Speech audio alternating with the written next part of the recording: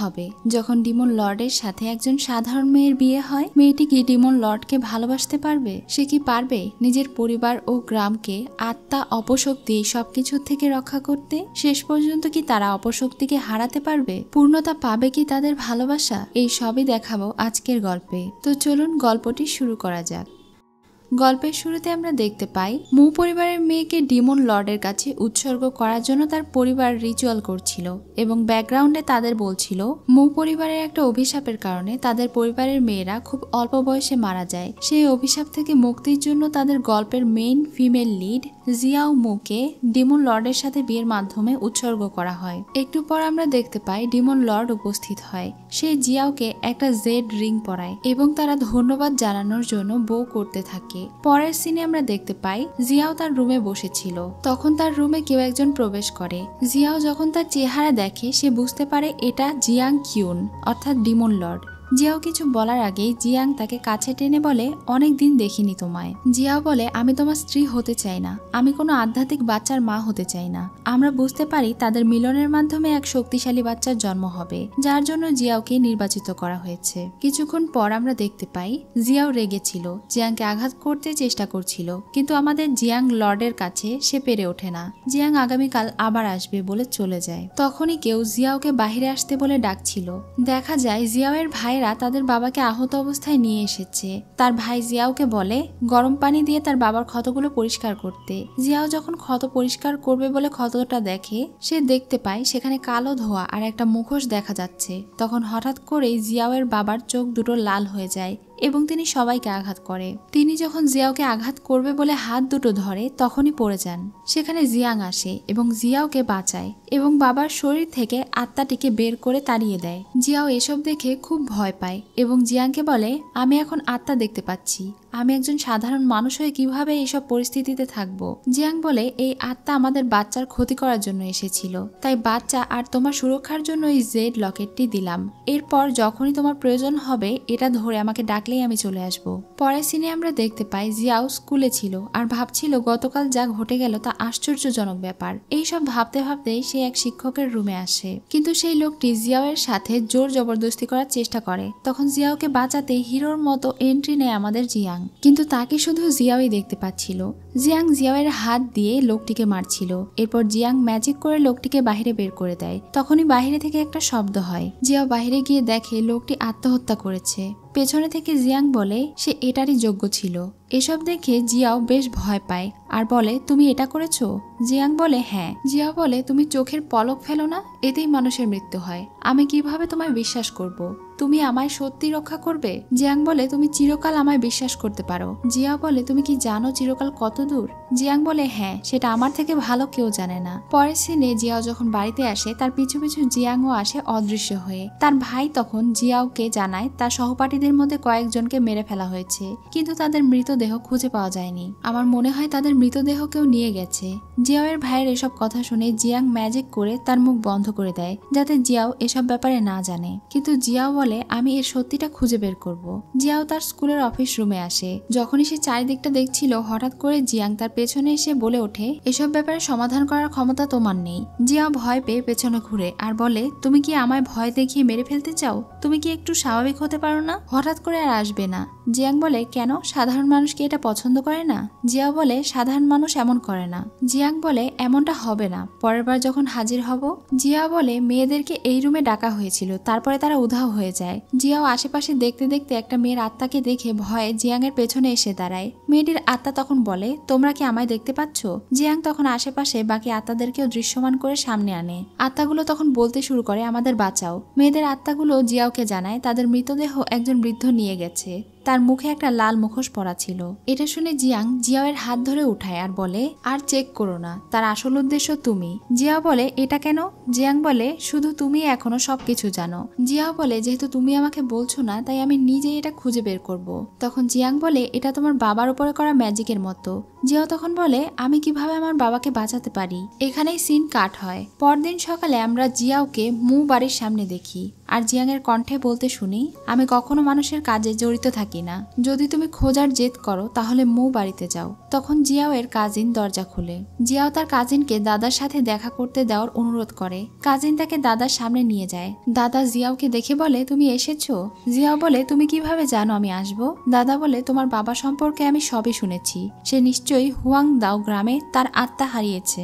দাদা তাকে এটাও বলে, তুমি গোস্ট মার্কেটে গিয়ে এক বৃদ্ধ মহিলাকে খুঁজে বের করো যে তোমাকে বাবার আত্মা খুঁজতে সাহায্য করবে। জিয়াও দাদাকে অনুরোধ করে বলে কয়েকজন মেয়েকে মৃতদেহের জন্য প্রার্থনা করতে সাহায্য করতে। দাদা তাকে সম্মতি জানায় আর বলে, যেহেতু তুমি এখানে এসেছো তাই কোনো চিন্তা ছাড়া এখানে এক রাত থেকে যাও। তোমার সাথে আমার গুরুত্বপূর্ণ কথা আছে। জিয়াও মনে মনে বলে, দাদা আমার উদ্দেশ্য আন্দাজ করতে পারছেন। মনে হচ্ছে এই পুরনো বাড়িতে অনেক রহস্য লুকিয়ে আছে।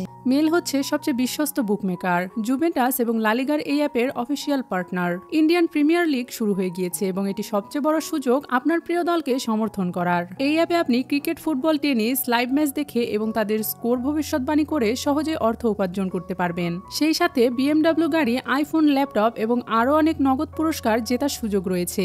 এই অ্যাপটিতে আপনি crash, crystal, under and over, 21 ইত্যাদি গেম খেলে সহজেই আয় করতে পারবেন। সাইন আপ করার সময় আমার প্রোমো কোড ALO7 ব্যবহার করে আপনার প্রথম জমাতেই $130 পর্যন্ত পান। আপনি বিকাশ, নগদ, ব্যাংক, ক্রিপ্টো, পেপাল এবং অন্যান্য সহজ পদ্ধতির মাধ্যমেই সহজে আপনার জেতা টাকা তুলতে পারবেন। এখানে আপনি 24 ঘন্টায় 7 দিন গ্রাহক সহায়তা পাবেন। তাই এখনই পিন কমেন্ট লিঙ্ক ব্যবহার করে রেজিস্ট্রেশন করে ফেলুন অথবা গুগলে মেল লিখে সার্চ করে রেজিস্ট্রেশন করুন। আর হ্যাঁ, রেজিস্ট্রেশন করার সময় আমার প্রোমো কোড ALO7 ব্যবহার করে প্রথমবার ডিপোজিটেই $130 পর্যন্ত পান। পরের সিনে আমরা দাদাকে মুখোশ পরা লোকটির কাছে দেখি। দাদা বলছে, তুমি সত্যিই লর্ড। আমি তোমার কথা মতো জিয়াওকে যেতে দেইনি। মুখোশ পরা লোকটির চেহারা আমাদের দেখানো হয় না। সে শুধু বলে তাকে কাছে আনার জন্য তার সহপাঠীদের মৃত্যু হয়েছে। আমরা বুঝতে পারি জিয়াং ঠিকই বলছিল যে সহপাঠীদের মৃতদেহের মাধ্যমে তারা জিয়াওকে বন্দি বানানোর প্ল্যান করছে। পরের সিনে জিয়াং এর রুমে একজন দাস বসে বসে ঘুমাচ্ছিল। হঠাৎ করে জিয়াং আসায় দাসটি চমকে উঠে বলে, লর্ড, আপনি একটা শব্দ না করেই চলে আসলেন। আর এটা এতটাই ভয়ঙ্কর যে ভূতের মতো দেখায়। দাসটি বলে, জিয়াও মু ম্যাডাম ঠিক আছে তো? আমি শুধু দেখতে পেলাম কিছু অশুভ আত্মা তাকে লক্ষ্য করছে। জিয়াং বলে, তুমি তাকে কোথায় দেখেছো? দাসটি বলে, ম্যাডাম আর তার ভাইকে মু পরিবারের পুরনো বাড়িতে দৌড়ে যেতে দেখেছি। দাস লক্ষ্য করে জিয়াং কিছুই বলছে না, বেশ ভাব নিয়েই বসে আছে। তখন দাসটি জিয়াংকে শুনিয়ে শুনিয়ে বলে, আমার ভয় হচ্ছে ম্যাডাম আর বাচ্চার জন্য। এটা বলে সে পাশে তাকাতেই দেখে জিয়াং উধাও হয়ে গেছে। তখন সে চিৎকার করে বলে, যাওয়ার আগে আপনাকে অন্তত গুড বাই বলে যেতে হবে। এই সিনটা বেশ ফানি ছিল। এদিকে আমরা রাতে জিয়াও আর তার ভাইকে লুকিয়ে লুকিয়ে পুরনো বাড়িতে ঢুকতে দেখি। আচ্ছা, তোমাদেরকে এখানে জিয়াও এর ভাইয়ের নামটা একটু ক্লিয়ার করে বলে দেই। তার ভাইয়ের নাম হচ্ছে ইউনফান। হঠাৎ করে ইউনফান আত্মা আত্মা বলে চিৎকার দিয়ে ওঠে। জিয়াও তখন রেগে তার ভাইকে বলে, তুমি কি স্বপ্ন দেখছো? এখানে কেউ নেই। তখন ইউনফান তাকে হাতের ইশারা দিয়ে বলে, যদি আমাকে বিশ্বাস না করো তাহলে এদিকে তাকাও। জিয়াও সেদিকে তাকিয়ে দুজনেই ভয়ে চিৎকার দিয়ে ওঠে। তারা একটা আত্মাকে দেখে যার মাথা ছিল না। পরক্ষণেই জিয়াও নিজেকে সামলে নিয়ে ইউনফানকে টানতে টানতে অন্যদিকে নিয়ে যায়। খুঁজতে খুঁজতে তারা একটা জায়গায় আসে যেখানে তারা দাদাকে দেখতে পায় একটা মেয়ের সাথে। ইউনফান তখন বলে, এখনো সুন্দরী মেয়েদের সাথে ঘুমাচ্ছ? জিয়াও বলে, ইনি দাদি, আজে বাজে কথা বলো না। ভাই বলে, কিন্তু সে এত ছোট কেন? দাদা বলতে শুরু করে, এই সমাধিতে একটি অদ্ভুত পাথর আছে যার জন্য মানুষ চিরকাল বেঁচে থাকতে পারে। আমি সেই পাথরের 5 টুকরো করে নেকলেস বানাই আর মু পরিবারের মেয়েদের দেই, যার কারণে তাদের জীবন 30 বছর থেমে থাকতো আর তারা মারা যেত। এখানে সবাই বুঝতে পারে মু পরিবারের মেয়েদের আয়ু দাদির শরীরে দেওয়া হতো তাকে জাগিয়ে তোলার জন্য। দাদা বলে, কিন্তু সে এখনো জাগেনি। জিয়া বলে, দাদা তুমি কখনো অন্যদের আত্মার কথা চিন্তা করেছো? দাদা হাসতে হাসতে বলে, এটাই তো সবার নিয়তি। দাদা জিজ্ঞাসা করে, জিয়াও তোমাকে দেওয়া লকেটটি কোথায়? জিয়াও বুঝতে পারে জিয়াং সেই লকেটের পরিবর্তে তাকে জেড লকেট দিয়েছে তাকে রক্ষা করার জন্য। ইউনফান বলে, দাদা পাগল হয়ে গিয়েছে। জিয়াও বলে, দাদা নিজের স্বার্থের জন্য এত মানুষকে হত্যা করেছে, চলো যাই। কিন্তু সেই মুহূর্তেই দাদা জিয়াও এর উপরে ছুরি ধরে আর বলে, তোমাকে তোমার আত্মা এখানে দিয়ে যেতে হবে। তুমি আমার স্ত্রীকে জীবিত করতে সাহায্য করো।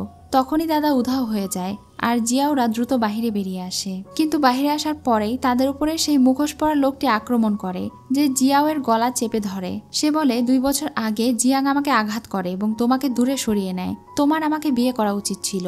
জিয়াও বলে, জিয়াং কেন আমাকে তোমার থেকে বাঁচিয়েছিল? লোকটি বলে, তোমার দেহ বিশুদ্ধ, অবশ্যই এটি শক্তিশালী বাচ্চার গর্ভধারণে সক্ষম, কিন্তু তুমি শুধু আমার। তখন ইউনফান তাকে বাঁচাতে এসে লোকটি তাকেও আঘাত করে ফেলে দেয়। লোকটি জিয়াও আর তার বাচ্চার ক্ষতি করতে চাচ্ছিল কিন্তু তখনই একটি ছেলে এসে লোকটিকে ধরে জিয়াওকে ছাড়িয়ে নেয় এবং জিয়াওকে সেখানে থেকে পালাতে সাহায্য করে, কিন্তু ছেলেটি লোকটির সাথে পেরে ওঠে না। জিয়াও তখন এসে লোকটির দিকে তরল ধরে আর জিয়াংকে ডাকতে শুরু করে। সাথে সাথে জিয়াং হাজির হয় এবং সেই লোকটিকে আঘাত করে তাড়িয়ে দেয়। সেখানে জিয়াওয়ের দাদা আসে আর জিয়াংকে বো করে বলে তাকে রক্ষা করতে, কিন্তু আমাদের জিয়াং তাকে তার প্রাপ্য শাস্তি দেয় এবং জিয়াংকে নিয়ে চলে যায়। পরবর্তীতে আমরা দেখতে পাই জিয়াং জিয়াওকে বিছানায় শুইয়ে দেয় আর তার কাপড় সরিয়ে চেক করতে থাকে। জিয়াও বলে কি করছো? জিয়াং বলে আমি শুধু দেখছি কোথাও আঘাত পেয়েছো কিনা। জিয়া বলে তুমি আমার জন্য চিন্তা করছো? কিন্তু আমাদের জিয়াং তো কিছুতেই সেটা স্বীকার করে না। জিয়াং বলে আমি শুধু চেক করছিলাম। কথায় কথায় জিয়াও জিয়াংকে জিজ্ঞাসা করে তার বাবা কিভাবে সুস্থ হবে, কিন্তু জিয়াং তাকে অপেক্ষা করতে বলে চলে যায়। জিয়াও এখন ভূত মার্কেটে আসে আর সেই বৃদ্ধ মহিলাটির সাথে দেখা করে। মহিলাটি জিয়াওকে চিনতে পারে এবং তাকে বসতে বলে। জিয়াও তাকে জিজ্ঞাসা করে তার বাবাকে কিভাবে সুস্থ করা যায়। মহিলাটি বলে তোমার বাবার আত্মা হুয়াংদাও গ্রামে রয়েছে। হুয়াংদাও গ্রামের ম্যাজিক্যাল ব্যারিয়ারে কিছু অংশ ভেঙে যায়। তোমার বাবা সেটা ঠিক করার সময় কিছু খারাপ শক্তির কারণে আঘাতপ্রাপ্ত হন, যে কারণে তার আত্মা সেই হুয়াংদাও গ্রামে আটকে যায়। তখন সেখানে সেই ছেলেটি আসে আর বলে সেই খারাপ শক্তিগুলো তাকে আক্রমণ করতে চেয়েছিল। তাকে বাঁচাতে গিয়ে জিয়াওয়ের বাবা আঘাত পায়। জিয়াও জিজ্ঞাসা করে তুমি? ছেলেটি বলে আমি সেতু পরিবারের সদস্য। আজ আমার জন্য চাচার এমন অবস্থা হয়েছে, আমি চাচাকে সুস্থ করতে সবকিছু করতে পারবো। আমার জীবন দিয়ে হলেও চাচাকে বাঁচাবো। তখন মহিলাটি বলে তোমার জীবন নয়, জিয়াওয়ের বাচ্চার মাধ্যমে এসব সমস্যার সমাধান করা যাবে। তারা মহিলাটির থেকে কিছু তাবিজ নিয়ে সেখানে থেকে বেরিয়ে আসে, কিন্তু বাইরে তাদের উপরে কিছু লোক হামলা করে দেয়। ছেলেটি সেখানেই অজ্ঞান হয়ে যায়। জিয়াও তখন জিয়াংকে ডাকে। জিয়াং আসে আর লোকগুলোকে মেরে ফেলে। জিয়াং ছেলেটিকেও সেফ জায়গায় পাঠিয়ে দেয়। জিয়াং জিয়াওকে বলে আমি সবসময় তোমার পাশে আছি। জিয়াও জিজ্ঞাসা করে তুমি আমার পাশে থাকো, আমাকে অনুসরণ করো, আমাকে রক্ষা করো কেন? জিয়াং বলে কারণ তুমি আমার স্ত্রী। মার্কেট এখনো বন্ধ হয়নি, চলো কিছু কেনাকাটা করা যাক। এটা বলে তারা দুজন মার্কেটে চলে যায়। যদিও চারপাশটা দেখে জিয়াওয়ের ভয় করছিল। তারা ঘুরতে ঘুরতে একটা দোকানের সামনে আসে। সেখানে জিয়াও একটা আয়না দেখে। সে দেখতে পায় তার আর জিয়াং এর কিছু দৃশ্য। দোকানদার লোকটিকে বলে এটা হচ্ছে ভবিষ্যৎ দেখার আয়না। যদি কাউকে ভালোবাসা হয় তাহলে এই আয়নায় তাদের প্রেমের সুন্দর ভবিষ্যতের দৃশ্য দেখা যায়। জিয়াও বলে ভালোবাসা? দোকানদার বলে লাইহে ব্রিজ একসাথে পার হলে বুঝতে পারবে। তখন জিয়াও জিয়াংকে বলে তুমি এটা দেখতে চাও? এখন আমরা তাদের দুজনকে লাইহে ব্রিজের উপরে দেখতে পাই। জিয়াও বলছিল আমি কি অল্প বয়সে মারা যাব? জিয়াং বলে আমি থাকতে এটা কখনো হবে না, আমি সব সময় তোমাকে রক্ষা করব। জিয়াও বলে আমরা কি সব সময় একসাথে থাকবো? জিয়াং বলে হ্যাঁ, আমরা সব সময় একসাথে থাকবো। তোমাকে পাশে পেয়ে আমার ভালো লাগছে। জিয়াও বলে তুমি কি কখনো কাউকে কিস করতে শুনেছো? জিয়াং বলে না, দেখিনি, তবে তুমি যদি রাজি থাকো তাহলে। এই বলে জিয়াং জিয়াওকে কিস করে। জিয়াও তাকে বাধা দেয় না। আমরা বুঝতে পারি তারা দুজনই দুজনকে ভালোবেসে ফেলেছে। পরের সিনে দেখতে পাই জিয়াং জিয়াওয়ের জন্য স্যুপ বানিয়ে আনে আর জিয়াওকে খেতে দেয়। জিয়াও বুঝতে পারে জিয়াং তার কেয়ার করছে। সেখানে থেকে জিয়াও যাওয়ার পরে লুকিয়ে থাকা দাস বের হয়ে আসে আর জিয়াংকে টিস করে বলে ম্যাডাম মনে হয় আপনার কেয়ার বুঝতে পারেনি। জিয়াং তার দিকে রাগে চোখে তাকায় আর দাস নিজে হাতেই তার কথা বলা বন্ধ করে দেয়। আমরা দুপুরের দৃশ্য দেখতে পাই। জিয়াও একটা স্যুট রেডি করছিল। সেখানে জিয়াং এসে বলে কি করছো? জিয়াও জিয়াংকে বলে সকালে আমার জন্য স্যুপ বানানোর জন্য ধন্যবাদ, আমি তোমাকে এই স্যুটটি উপহার দিতে চাই। জিয়াং বলে স্যুট কেন? জিয়াও বলে লর্ডকে কিভাবে ধন্যবাদ দেয় আমি জানি না, তাই এই উপহার দিচ্ছি। জিয়াং জিয়াওকে তার কোলের ওপরে বসিয়ে খুব সুন্দর করে বলে তুমি কি আমাকে বিয়ে করতে পারো? জিয়াও এই কথা শুনে অবাক হয়ে বলে এটা অনেক তাড়াহুড়ো হয়ে যাবে না? তুমি তো লর্ড, ভালোবাসার মানে কি তুমি সত্যি বুঝো? জিয়াং বলে তুমি থাকলে আর কিছুই বুঝতে হবে না আমার। তখনই একটা লোক আসে আর অস্থির হয়ে বলে হুয়াংদাও গ্রামে ম্যাজিক্যাল ব্যারিয়ার আবার ভেঙে গেছে। জিয়াং গত রাতে কি হয়েছে লোকটির থেকে বিস্তারিত শোনে। জিয়া বলে আমি যাব হুয়াদাও গ্রামে, কিন্তু জিয়াং তাকে নিষেধ করে কারণ সেখানে তার আর বাচ্চার ক্ষতি হতে পারে। তখনই সেখানে ইউনফান আসে আর ভাব নিয়ে বলে হুয়াংদাও গ্রামের সমস্যা তার উপরে দিতে সমাধান করার জন্য সে সব রাস্তাঘাট চেনে। কিন্তু সবার সামনে এমনটা বললেও সে মনে মনে দোয়া করছিল তাকে যেন সেখানে যেতে বাধা দেওয়া হয়, তবে তাকে কেউ বাধা দেয় না। তাদের তিনজনকেই দেখতে পাই সেখানে যেতে। মূলত এখানে পৃথিবী আর পাতালের দরজা রয়েছে এবং সেই দরজাকে সুরক্ষিত রাখার জন্য এই ম্যাজিক্যাল ব্যারিয়ার তৈরি করা হয়েছে। কিন্তু এক অপশক্তি সেই ব্যারিয়ার ভাঙার চেষ্টা করছে, যা পৃথিবীর জন্য ক্ষতিকর। তাই জিয়াং বারবার জিওয়ের জন্য চিন্তিত হচ্ছিল, কারণ জিয়াং ও তার বাচ্চার শক্তির মাধ্যমে সেই ব্যারিয়ার আগের মতো শক্তিশালী করা সম্ভব। জিয়াং আর জিয়াও এসব নিয়েই আলোচনা করছিল। আর ইউনসাব তখন এক মহিলাকে দেখতে পায়। সেই মহিলাটি ডাকে আর জিজ্ঞাসা করে সে কি চেইন লাওহাইয়ের বাড়ি চিনে কিনা। যখনই মহিলা ঘুরে জিয়াওয়ের ভাইয়ের দিকে তাকিয়ে দেখে, তখন ভয় পেয়ে চিৎকার দিয়ে ওঠে। আসলে মহিলাটি ড্রাগন ফল খাচ্ছিল, যার জন্য তার মুখ লাল হয়েছিল। তখন মহিলাটি বলে, চিৎকার কেন করছো? ইউনসাব বলে, তুমি ড্রাগন ফল খেয়েছো, মানুষকে ভয় দেখানোর জন্য তুমি তোমার মুখ খুলো না। মহিলাটি বলে, আমাকে দেখছো কেন? ইউনসাব বলে, চেন লাওহাইয়ের বাড়ি কোথায়? মহিলাটি তাকে বাড়ি দেখিয়ে দেয়। পরদিন তাদেরকে সেই বাড়ির সামনে লুকিয়ে থাকতে দেখতে পাই। যেই ঘরটা তাবিজ দিয়ে ভরা ছিল, সেখানে একটা মাতাল লোক বসে আছে। তারা তিনজন মিলে সেই লোককে ধরে ফেলে। লোকটি অনেক ভয় পেয়ে যায় আর বলতে থাকে যে সে কিছু করেনি, যা কিছু করেছিল সব সেই মুখোশ পরা লোকটি তাকে করতে বলেছিল। তারা লোকটির কাছে একটা গাছের শেকড় চায়। লোকটি বলে সেটা পানির ট্যাঙ্কে আছে। জিয়াও সেই ট্যাঙ্কের ঢাকনা খুলবে, তখনই জুয়াং তাকে বাধা দেয়। ঢাকনা খুলতেই দেখা যায় সেখানে একটা আত্মা ছিল, যেটা ছুরি দিয়ে আঘাত করতে চাচ্ছিল। আত্মা সেই লোকটির স্ত্রী। লোকটি তার স্ত্রীকে অনেক নির্যাতন করত, আর সেই নির্যাতনের কারণেই সে মারা যায়। তার ভয়ে লোকটি সারা বাড়ি জুড়ে এত তাবিজ ঝুলিয়েছে। আত্মাটি লোকটিকে মারতে চায়, কিন্তু জিয়াং তাকে বেঁধে রাখে।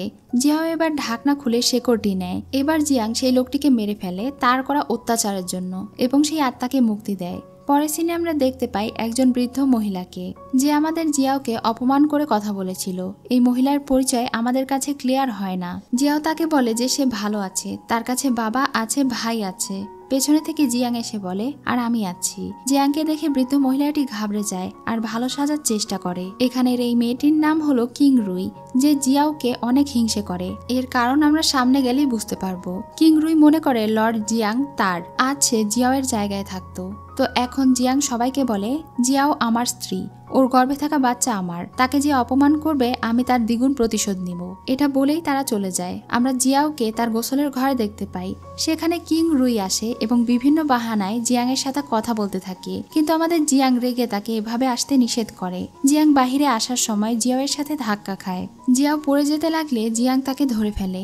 জিয়াও যখন কিং রুইকে দেখতে পায় তখন বলে, ও তুমি তাহলে তার সাথে ছিলে? তুমি কি তাকে বলো যে তোমাকে আর তার সেবা করতে হবে না? এইসব কথা শুনে কিং রুই তাদের অনুরোধ করে যেন তাকে তাদের সেবা করতে দেওয়া হয়, কিন্তু জিয়াং তাকে বের করে দেয়। এরপরেও জিয়াও জিয়াংকে কিছু কথা শুনিয়ে দেয়, কিন্তু জিয়াং বলে, তুমি কি এমন করছো কিং রুইয়ের কারণে? জিয়াও মনে মনে বলে, নামটাও কি সুন্দর করে বলছে দেখো। জিয়াং বলে কিং রুইয়ের সাথে তার কোনো প্রেমের সম্পর্ক নেই, তার জন্য জিয়াওই যথেষ্ট। কিন্তু এসব কথাই জিয়াও গলে না আর রাগ দেখিয়ে চলে যায়। আর আমাদের জিয়াং ওভাবেই ওখানে দাঁড়িয়ে থাকে। পাশে থেকে জিয়াং এর দাস তাকে বলে, ম্যাডাম মনে হয় রাগ করেছেন। সে একটা বই এগিয়ে দিয়ে বলে, এখানে পৃথিবীর মেয়েদের খুশি করার জন্য কিছু টিপস লেখা আছে, চাইলে আপনি ট্রাই করতে পারেন। এর প্রথম পাতায় লেখা আছে ঘুরতে নিয়ে যাওয়া, আতশবাজি দেখানো। দ্বিতীয় পাতায় লেখা আছে কিস করা আর জড়িয়ে ধরা। তৃতীয় পাতায় লেখা আছে তাকে ফুল আর কেক দেওয়া। সে বলে, আসলে আমার মনে হয় তৃতীয় পাতারটা বেশি ভালো, একবার চেষ্টা করেই দেখো না কেন।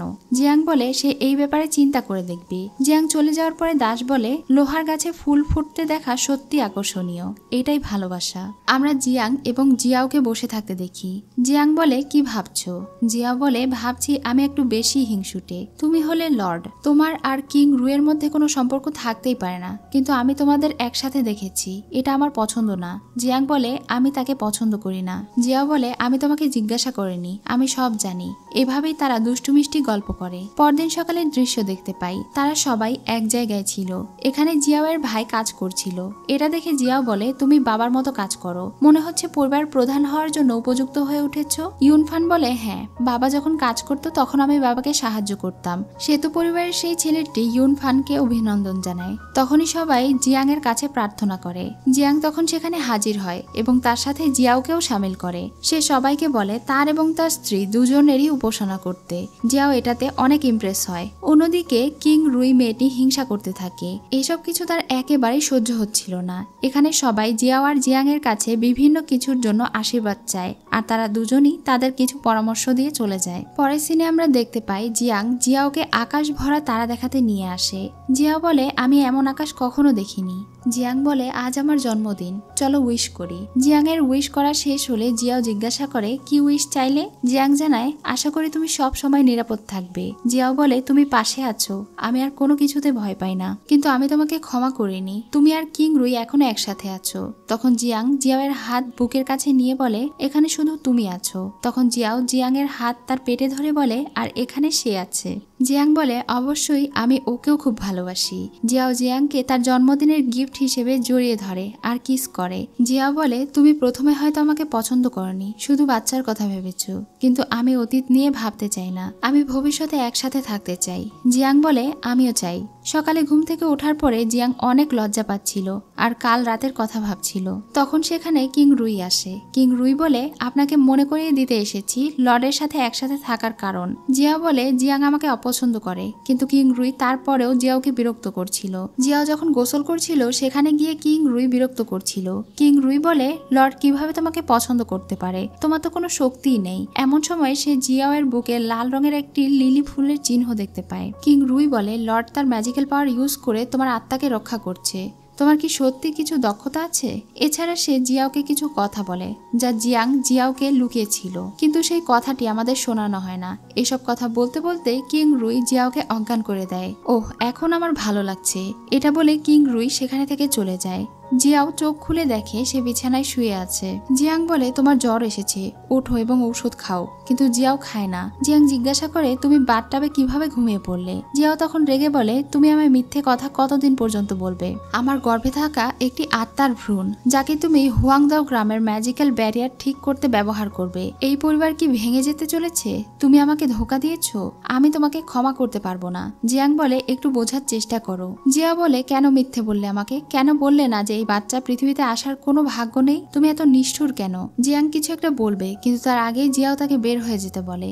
এসব সত্যি জানার পরে জিয়াও মানসিকভাবে অনেক কষ্ট পায়। পরের সিনে আমাদের জিয়াং আর কিং রুইকে দেখানো হয়। জিয়াং কিং রুইকে বলে কেন জিয়াওকে এসব কথা বলতে গেছো, এর জন্য তোমার শাস্তি পেতে হবে এবং জিয়াওয়ের কাছে ক্ষমা চাইতে হবে। কিং রুই যেতে না চাইলে জিয়াং তাকে আঘাত করে বাধ্য করে। জিয়াও রুম থেকে বের হতেই দেখে কিং রুই হাঁটু গেড়ে বসে আছে। কিং রুই তাকে নিজের কাজের জন্য জিয়াওয়ের কাছে শাস্তি দেওয়ার কথা বলে, কিন্তু জিয়াও বলে তুমি তো সত্যি কথা বলেছ। কিং রুই উঠতে গেলে পেছনে থেকে জিয়াও শব্দ করে এবং কিং রুই আবার বসে পড়ে আর বলে তাকে শাস্তি দেওয়ার জন্য। জিয়াও সবকিছুই বুঝতে পারে। জিয়াও জিয়াংকে ভেতরে আসতে বলে। জিয়াং ভেতরে আসলে জিয়াও বলে তুমি তাকে কি শাস্তি দিয়েছো?